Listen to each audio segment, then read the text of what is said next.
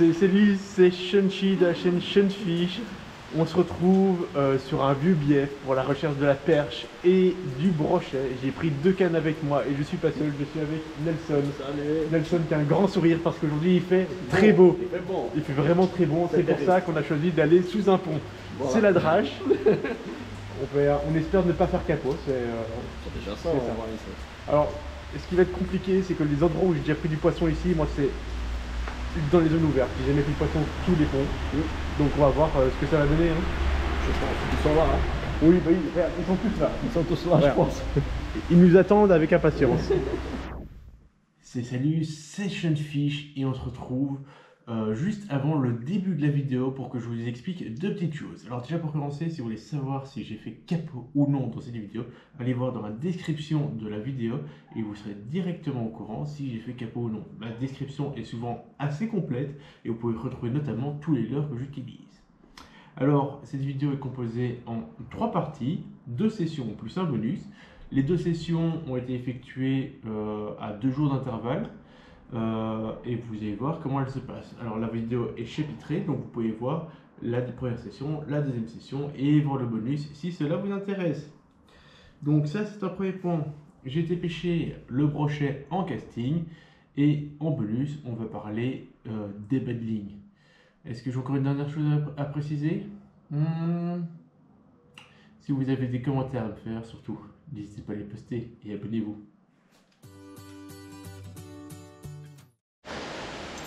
Alors, je vais commencer au chatterbait. Alors, j'ai mis un petit bas de ligne en 65 et le corps de ligne en 30 centièmes et après une tresse quai de brin en 20 centièmes. Donc, on va voir ce que ça a donné. Je vais commencer au chatter parce qu'il y a pas mal de pluie, du coup, il y a du mouvement. Et apparemment, c'est un moment assez typique pour taper sur les chatters. Alors, j'étais en train de régler mon frein, j'ai fait quelques mouvements et j'ai une perche qui a suivi, une perche de la taille du leurre qui a suivi mon leurre. Donc, il y a peut-être de la petite perche ici à chercher. Et on va commencer par chercher plus loin. Hop. Et on va voir ce que ça va donner.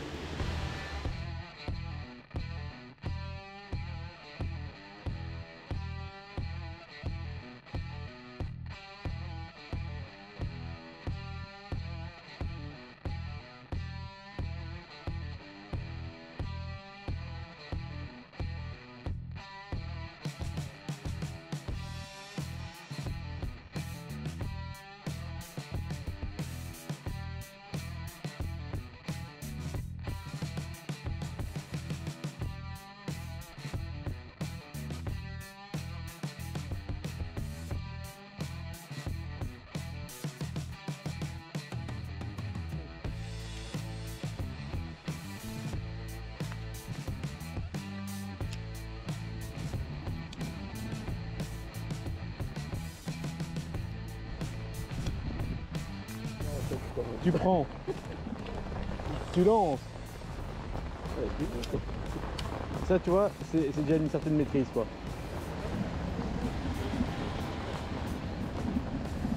Je sens que le crochet il est là, tu sens. Je suis bien là, non?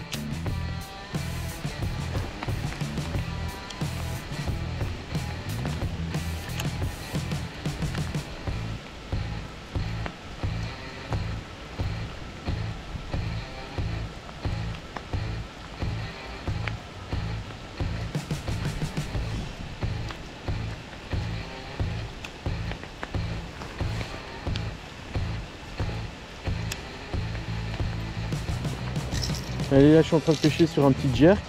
Pour le moment, mes lancers, je l'ai fait plutôt bien. Je suis assez fier de moi. Ça part assez loin. Tac. Je le stoppe et je fais pas de perruque pour le moment, donc c'est assez agréable à ce niveau-là. Par contre, pas de touche. Je mouline assez vite parce qu'il y a pas mal d'herbiers, donc du coup, je vais pas laisser mon leurre couler trop pour qu'il se prenne dans les herbiers et que je ramène des crasses. Donc je pêche assez vite quand même. Alors j'essaie un peu de linéaire. Là, il y a un herbier devant moi. J'essaie un petit peu de linéaire. J'essaye aussi un petit peu de pêcher en jerkant forcément. L'eau est assez claire, il y a de la pluie. Du coup je me suis dit que tout ce qui était palette et tout ce qui est jerk devrait bien fonctionner normalement. Donc c'est pour ça que je suis parti sur un jerk là parce que mon leurre à palette je le trouvais pas assez naturel pour mes eaux. Donc à voir ce que ça a donné maintenant. Là je suis en train de ramener une algue, je viens de me prendre dans un herbier un peu plus loin. Hop. Alors en jerkant juste un petit peu après derrière, j'arrive à un petit peu à retirer des herbiers, donc c'est toujours bien. Mais voilà, donc je pêche un petit peu, je sais pas du tout comment je dois insister et quel type de leurre je dois essayer. Quand il y a beaucoup d'herbiers comme ça à haute hauteur qui remontent jusqu'à la surface et que je dois pêcher entre, je sais pas si je dois essayer de pêcher des herbiers qui sont proches de moi, par exemple l'herbier qui est juste devant moi, pour essayer de pêcher correctement en pêchant à côté et faire des petits lancers, ou est-ce qu'il vaut mieux que je traverse le canal comme je suis en train de faire en espérant tomber sur un broc qui serait actif et que je passe quand même assez vite et que ça l'active quoi.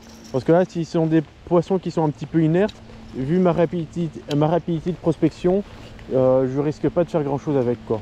Hop. Alors je me déplace un petit peu en faisant mes lancers et pour passer à côté des herbiers quand je vois que je lance sur un herbier directement. Voilà, ça c'est un petit peu comment je suis en train de pêcher pour le moment. À voir ce que ça a donné par la suite, si j'arrive à déclencher ou quelque chose. Peut-être que j'aurais passé sur du souple au final plus tard. Sera-t-il plus efficace que pêcher un petit peu en cranking comme je suis en train de faire? À voir. Après j'ai aussi des leurres de pouce que j'ai avec moi pour pêcher beaucoup plus petit, mais plutôt la perche si j'ai pas de résultat ici. Mais après on est deux pêcheurs, Nelson pêche aussi, il a pas l'air d'avoir beaucoup plus de résultats que moi. Donc à voir pour la suite.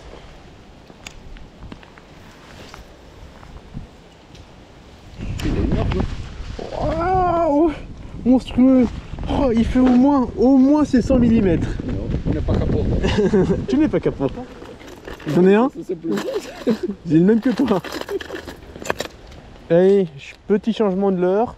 Nelson vient de faire un brochet énorme.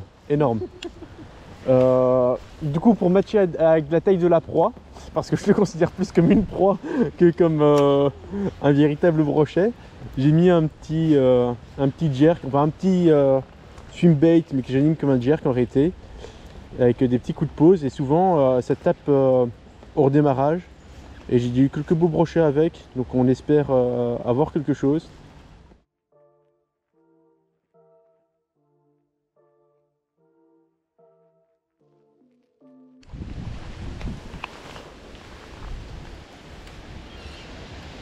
Allez, on se déplace, on essaye, on lance et on observe si ça donne ou si ça donne pas.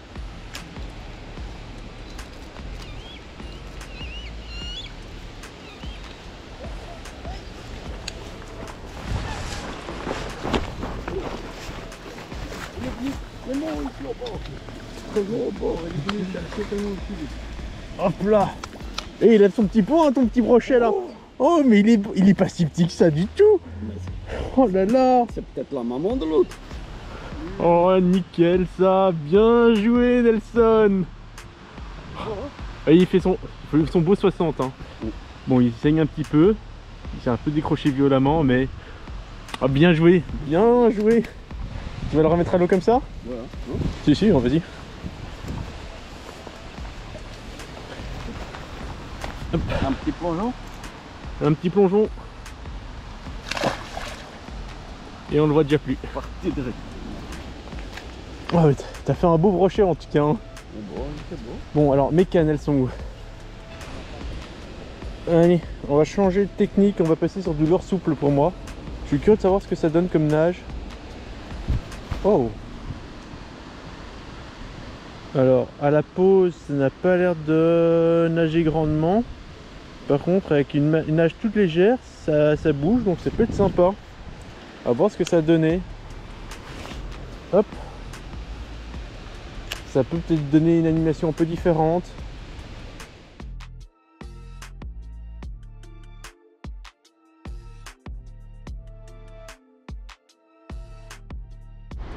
Changement de leurre, on passe sur mon Vatalion.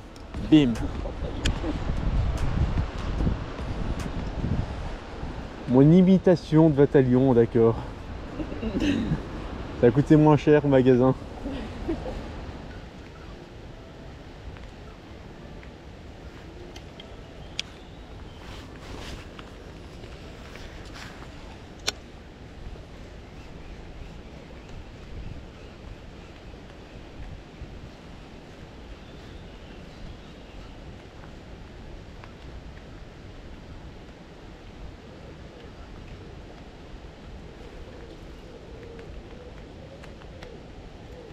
Waouh, il y a une mastercard qui vient de foncer sur mon leurre.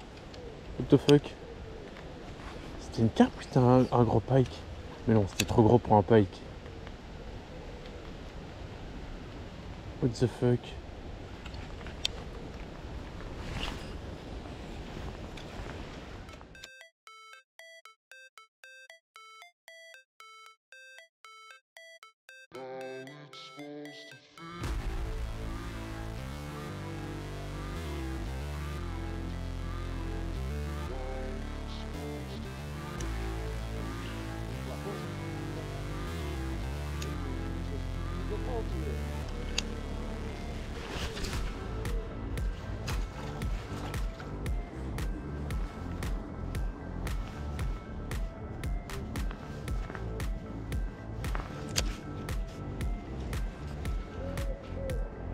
Ne vous inquiétez pas, c'est le casting en fin de journée, ça devient difficile.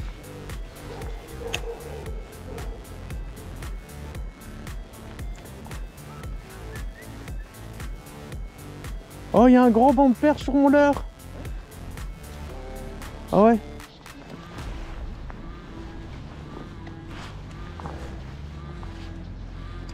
Il y a un beau banc de perche à mes pieds, on va essayer de le faire.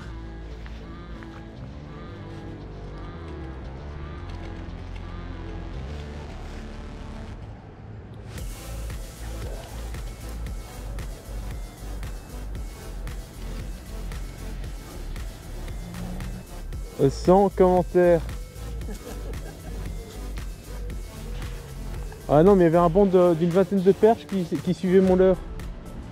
Putain, je te dis, un banc de facilement 20 perches, 30 perches. Ouais, de la taille de mon leurre. Et après, quand je suis passé sur mon petit leurre, je me suis accroché directement sur le fond. Donc, Et voilà, session finie. On a pêché combien de temps? On a pêché beaucoup trop de temps. Beaucoup trop de temps pour trop peu de poissons. Enfin, surtout pour moi, toi, ça va. T'as sorti un record brochet. Et un beau brochet quand même. Un beau papa. Donc, La voilà. mère, son auto. Elle était pas contente. Elle est venue te dire deux mots. Bon voilà, bon assez compliqué. À la fin, là en fait il fait bon. Là c'est agréable de pêcher maintenant. Malheureusement la petite commence un peu tôt par rapport à la météo. Ouais. Mais bon, c'est comme ça. J'ai vu des perches en tout cas, pas mal de petits bancs de perches à la fin. J'ai pas su y décider. J'ai réussi à leur faire peur par contre, ça c'est sûr. Donc voilà, est-ce qu'il y a vraiment quelque chose à conclure là-dessus? On fera mieux la prochaine fois. En espérant. Allez, sur ce, je dis salut et à la prochaine. Bye. C'est salut, c'est Shunchi. On se retrouve pour une session brochet. Je vous prends pas la caméra sur moi parce que là, la session commence et la pluie aussi. Ce qui est parfaitement pas ce qui était prévu. J'avais vu avant de démarrer qu'aujourd'hui, sur le coup du soir, il est là 20 h. Le coucher du soleil à 22 h. Je pêche une petite heure normalement. Et puis c'était tout. Et ils avaient annoncé grand soleil. Et là, on se tape un beau gros nuage de pluie. Mais je vois déjà le soleil un peu plus loin, donc le temps qui passe. Et je suis avec Mister Capo. On va voir ce que ça donnait. On est le 23 juin, je pense, le 23 ou le 24. De toute façon, je vous mets la petite affichette habituelle. On est sur un vieux canal, objectif pêcher le brochet. On verra ce que ça donne. Hier, j'étais... Ah! J'ai coincé mon dos dans le fil. Hop. On va pêcher sur des pêches de proximité dans un premier temps et trouver une nénuphar. Et on va voir si c'est pas un petit brochet qui est intéressé par un petit leurre. On va voir ce que ça donnait. En tout cas, mon leurre est assez naturel au final, surtout avec le coucher du soleil. Et Mister Capo qui ramène déjà sa première algue avec fierté et sourire. Et c'est surtout le sourire qu'il faut conserver pour un bonhomme comme ça. Ça, c'est très, très important. Ça, c'est une qualité...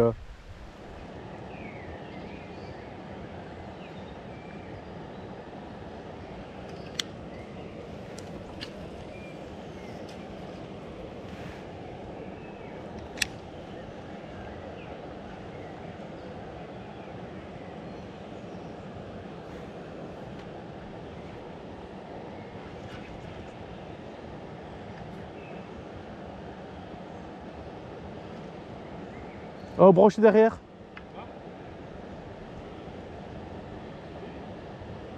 Ah, il faisait 20-30 cm.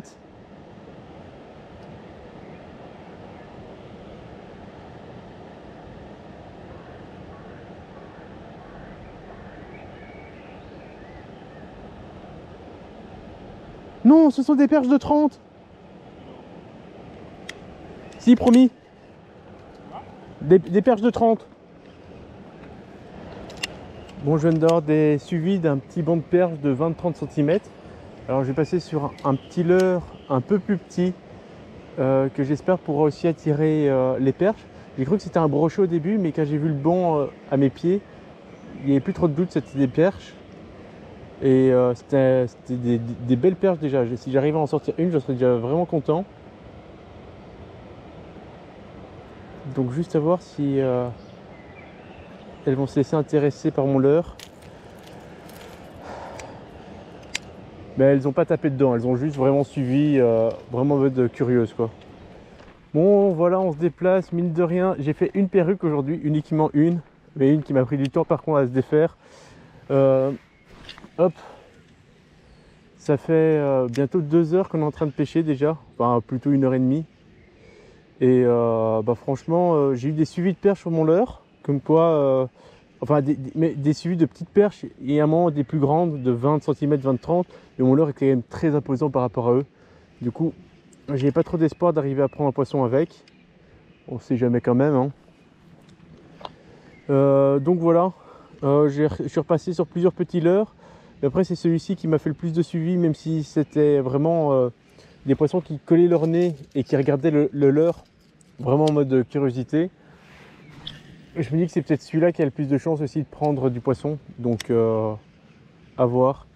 Après l'année passée ici, j'avais fait un poisson au Vatalion en moulinant en continu. Et voilà, j'ai passé sur un Vatalion, on va voir ce que ça va donner.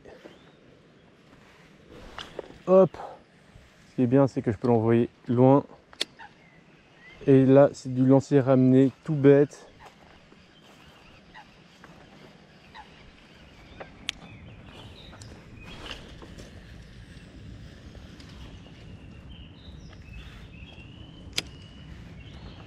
Et voilà, c'est fini. 2 heures de pêche, enfin 2 heures en tout cas au bord de l'eau.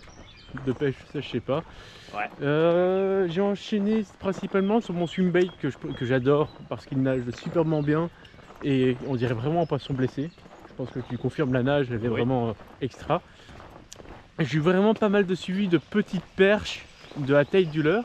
Et à un moment, j'ai eu même un banc de perches de 20 à 30 cm qui me suivait. Mais mon leurre, je trouve quand même très conséquent par rapport à la taille des perches. Et les perches ont juste collé leur nez sans taper dessus, quoi. Donc, je sais pas si c'était une bonne ou une mauvaise indication pour le brochet. Moi, je pense que c'était une bonne indication, que ça les rendait quand même curieux, donc j'arrivais à les attirer. Toi, tu as pêché beaucoup à la cuillère, tu as pêché beaucoup à la grenouille. T'as pas eu de succès, non, malheureusement. J'ai attiré les grenouilles. Mais il y avait quand même pas mal de grenouilles. Donc là, on a pêché vraiment. On est arrivé, il a commencé à pleuvoir, alors qu'ils annonçaient pas de pluie. Il fait quand même chaud, donc pas de souci, on est déjà sec. Ouais, c'est sûr. Mais lui, voilà. Il va tomber malade. Je vais tomber malade. Mais tu as pêché à la grenouille sans succès, malheureusement. Après, c'est la première fois. C'était aussi la première fois que tu pêchais à la grenouille. Est-ce que tu as correctement pêché? Je ne sais pas. Je pense que quand même, il y a des moments où tu étais pêchant. Ouais. Mais le problème, c'est qu'on a vu aussi beaucoup d'herbiers. Je ne sais pas, par exemple, s'il y a une zone comme ici qui est a priori avec moins d'herbiers par rapport à d'autres zones. Est-ce qu'elle est intéressante à pêcher? Je pense que oui, parce qu'au final, quand on pêchait, il y a quand même des herbiers qui sont à certains endroits. Donc ça contient peut-être un brochet ou deux. À voir. Donc, un capot, hein. Sur le capot, capot. Yeah. Alors nous voilà sur une petite discussion bonus. On va discuter badling à brochet, badling à sande, badling à perche. Quel est le badling que vous utilisez et dans quelle situation? Moi, pour le moment, je pêche majoritairement la perche et le centre en canal.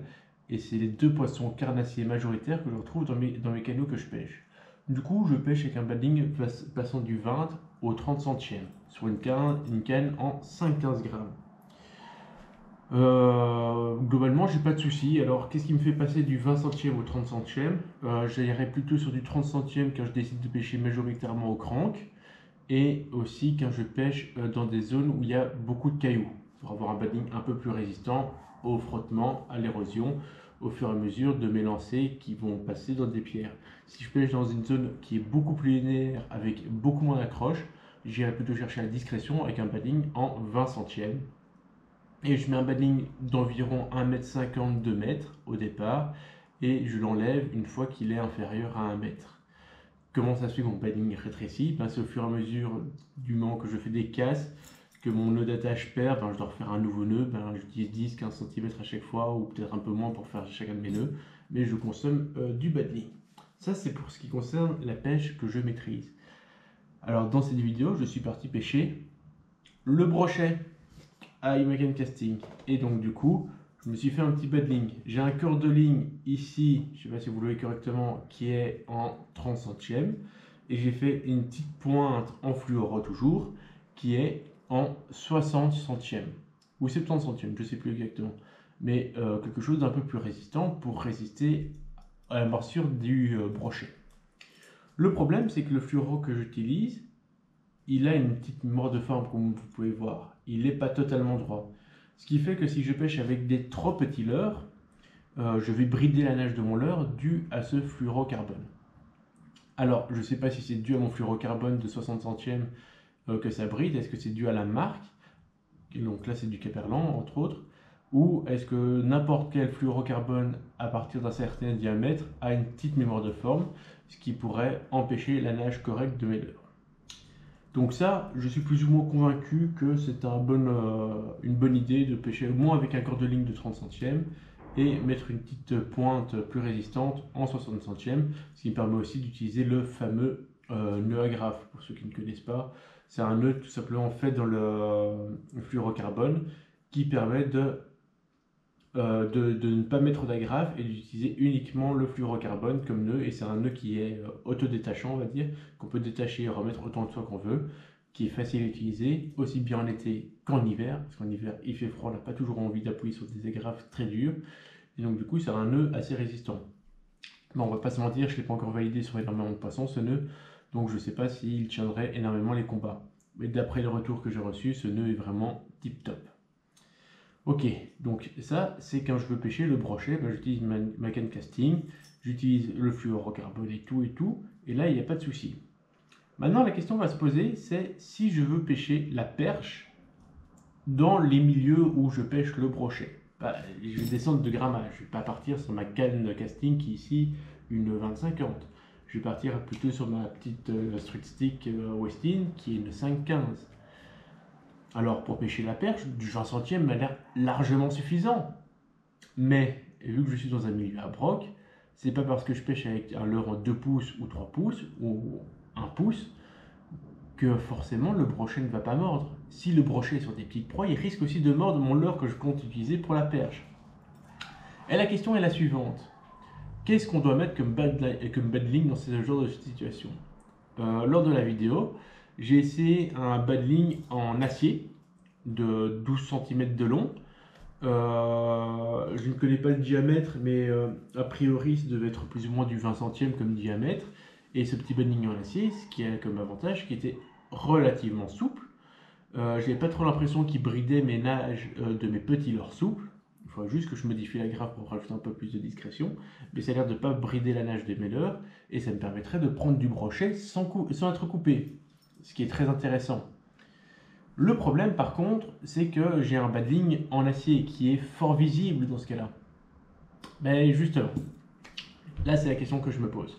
Est-ce qu'il vaut mieux tenter sa chance et pêcher avec du 20 centièmes fluorocarbone uniquement et espérer qu'on ne se fasse pas couper par un brochet, ou que si on pique un brochet, qu'on le pique au bord de lèvre et de telle manière à ce qu'il n'engamme pas le fil?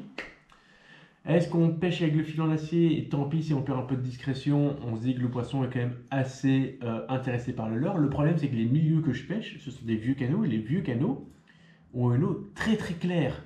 On voit à 1 mètre, 2 mètres de profondeur facilement par endroit.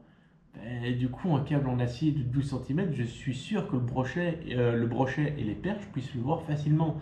Je perds en discrétion, il y a une forte pression de pêche, c'est un risque très important. Après, il y a une deuxième chose que je peux utiliser à la place du câble acier, c'est le câble en titane, qui aura un diamètre plus fin, donc un peu plus discret, mais qui est tout aussi résistant, apparemment, qui est aussi un peu plus coûteux. Alors, je ne l'ai pas trouvé au Decathlon, donc je ne l'ai pas pu l'utiliser, mais je sais que de mon fournisseur habituel, je pourrais aller en chercher et essayer.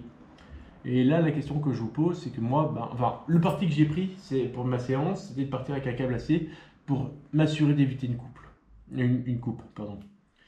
Vous, personnellement, vous me conseillerez quoi?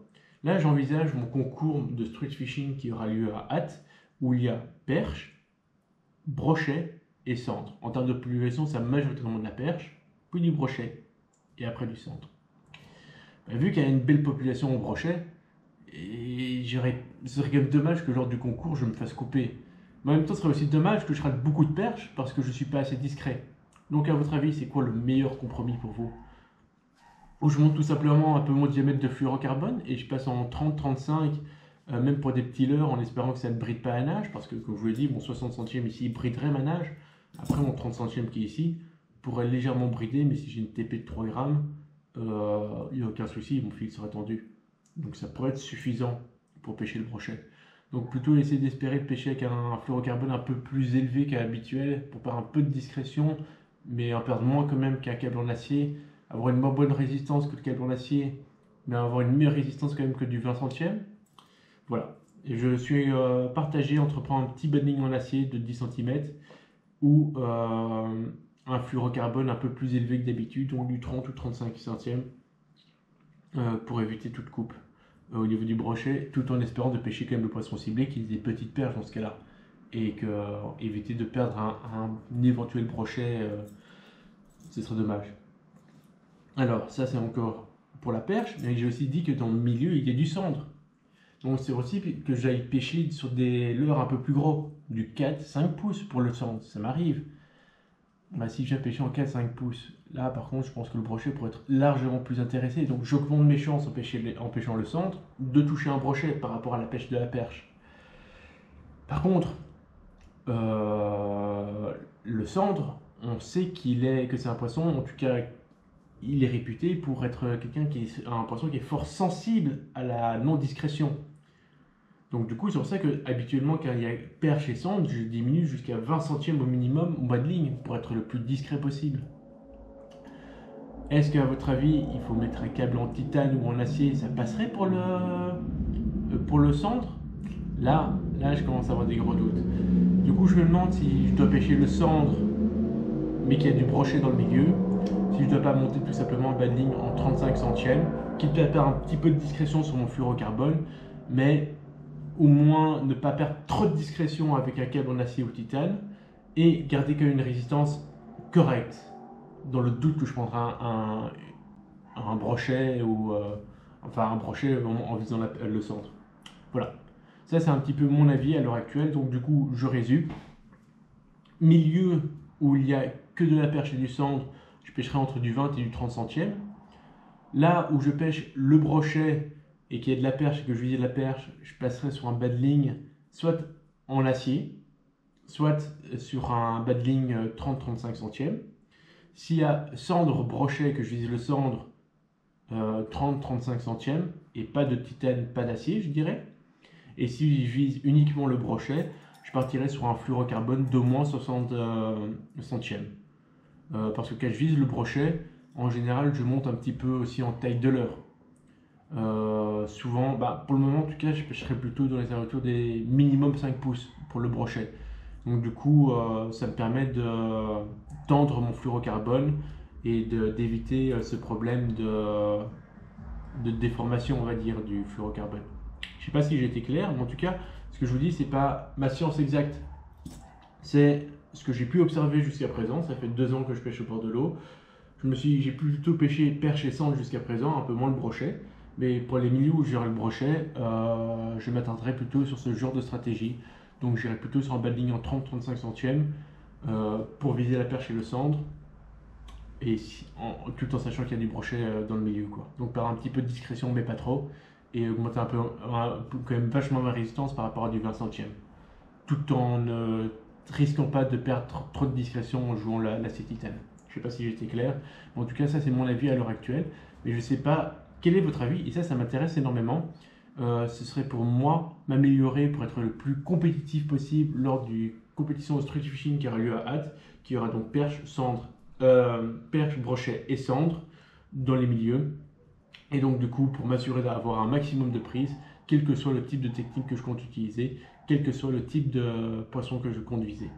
Voilà, j'espère que j'étais clair. Et si vous avez aimé ce genre de petites vidéos, où je vous explique, enfin, petite parenthèse, où je prends un sujet en particulier, donc ici le battling pour le poisson, si vous avez aimé cette partie-ci, surtout n'hésitez pas à me le dire, et je ferai d'autres vidéos réservées sur des petits sujets où j'ai des idées, des pistes à utiliser pour pouvoir pêcher de cette manière-là et comparer par rapport à vos avis pour être le plus performant possible et trouver peut-être la solution idéale ou en tout cas la plus adéquate dans toutes les situations et peut-être avoir quelque chose aussi de très polyvalent. Allez, sur ce amis, moi je dis salut et à la prochaine. Bye. Capo, capo, capo, capo.